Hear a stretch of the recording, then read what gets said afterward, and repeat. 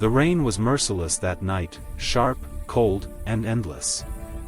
It hammered against the rusted tin roof of a small wooden house on the edge of town, where a flickering light struggled to stay alive in the darkness.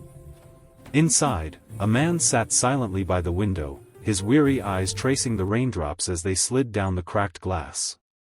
His name was Ethan, a single father in his early 30s, with tired hands that bore the weight of too many sacrifices. His clothes were worn, his life humble, but his heart, despite everything, was still full of quiet love. In the corner of the room, his 6-year-old daughter, Lily, slept peacefully, clutching a torn teddy bear that had seen better days. Ethan smiled faintly as he tucked the blanket around her. Outside, thunder growled.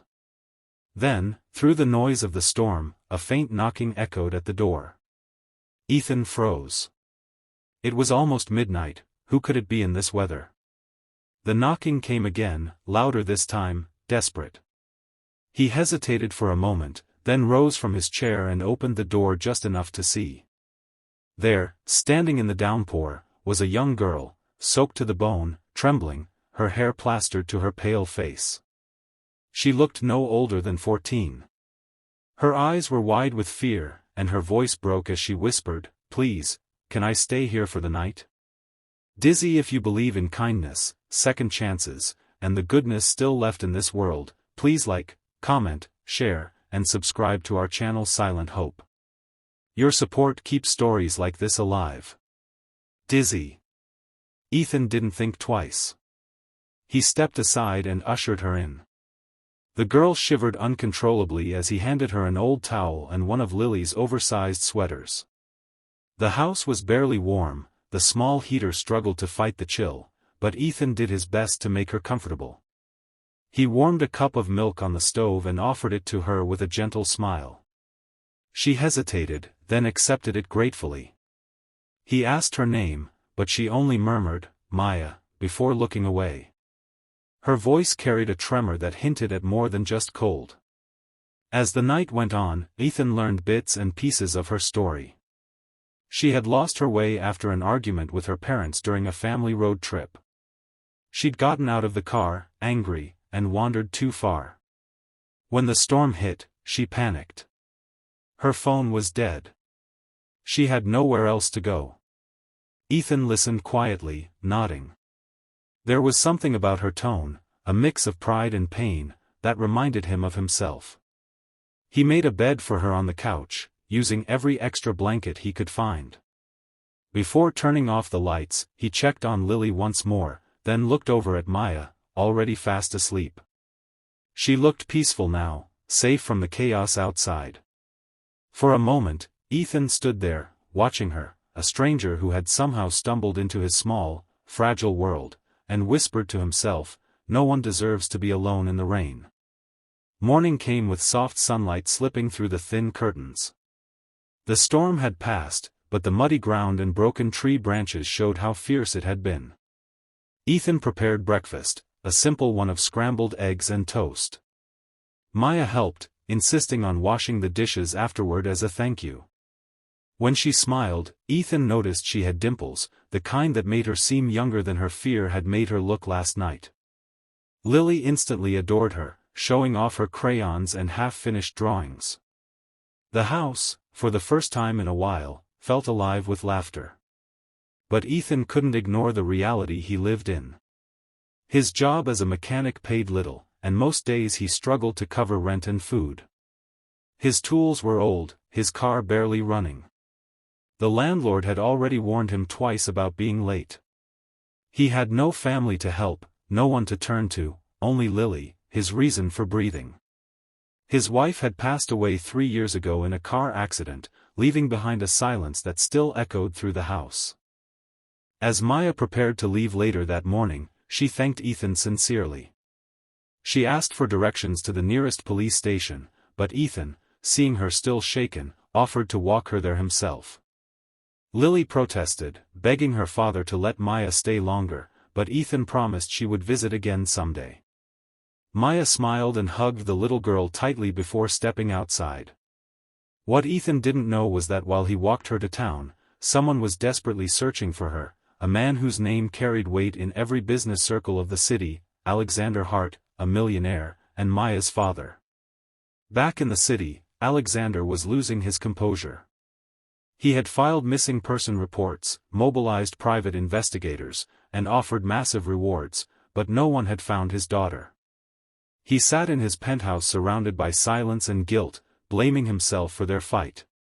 His empire was built on control and order, but that night, when Maya stormed out, he had realized too late that money could not buy peace, or family. He would have given everything to see her again. When Maya finally returned home, after the police confirmed who she was, the reunion was emotional. Her father broke down, holding her as if afraid she'd vanish again. She told him everything about the storm, the house, and the poor man who took her in without asking for anything in return. Alexander listened, his heart heavy.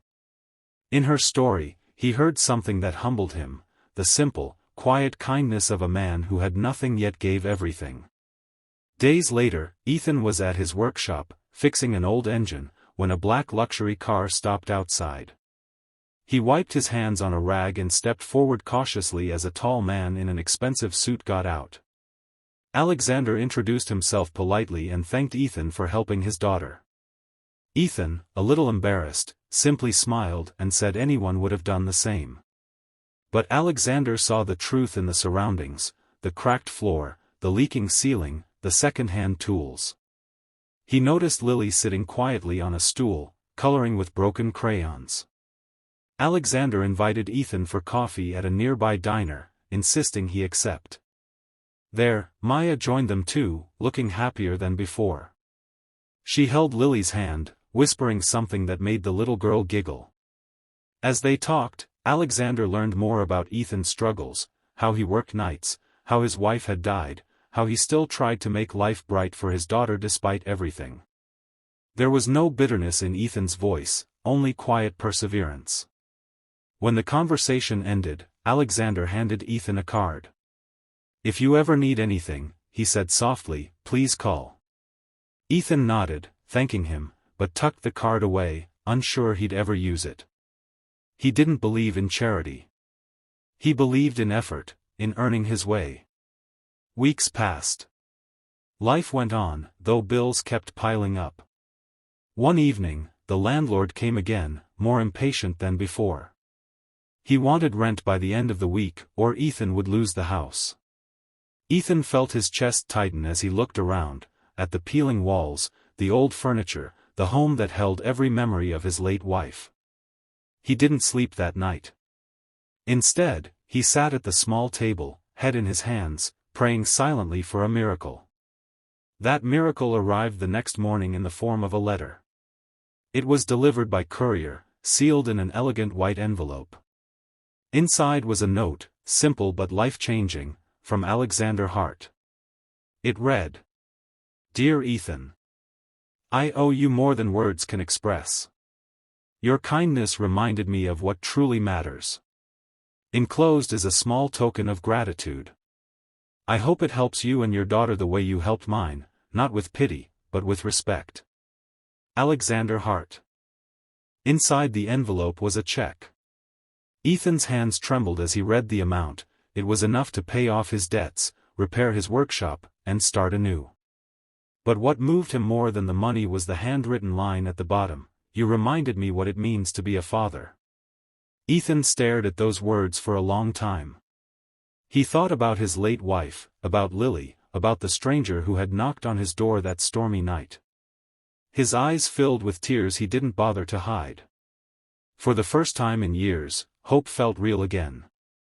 Over the following months, everything began to change. Ethan repaired his workshop, upgraded his tools, and slowly built a reputation in town for honest, skilled work. Customers returned, new ones came, and his small business flourished.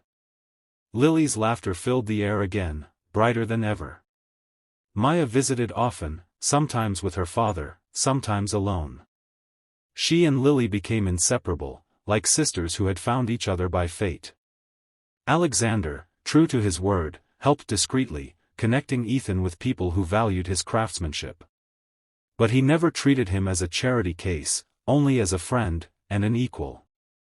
The two men, though from different worlds, shared a quiet understanding, both fathers, both men who had known loss, both saved by compassion. One day, Alexander asked Ethan why he hadn't called him sooner. Ethan smiled and said, "Because I didn't help your daughter for anything in return. I did it because someone once helped me when I had nothing, and I promised I'd do the same for others." Alexander nodded, eyes glistening with emotion. That evening, as the sun dipped low and the world bathed in soft orange light, Ethan sat outside his home, watching Lily and Maya chase each other through the yard. He felt peace, not the kind that comes from wealth, but from gratitude. The storm that had once threatened to destroy everything had instead brought two families together. Sparkling Heart, if this story touched your heart, please like, comment, share, and subscribe to Silent Hope. Your small gesture helps us continue spreading love, faith, and humanity through stories that heal. Sparkling Heart.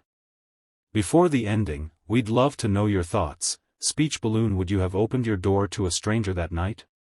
Comment your answer below. Your voice matters in keeping hope alive. As the night sky filled with stars, Ethan looked up, his heart full. Sometimes, he thought, the smallest act of kindness can ripple into miracles we never expect. A lost girl, a poor single dad, and a storm had rewritten all their lives. And in that quiet little home that once echoed with loneliness, there was now laughter, friendship, and the kind of love that money could never buy. Because in the end, kindness, no matter how small, always finds its way back.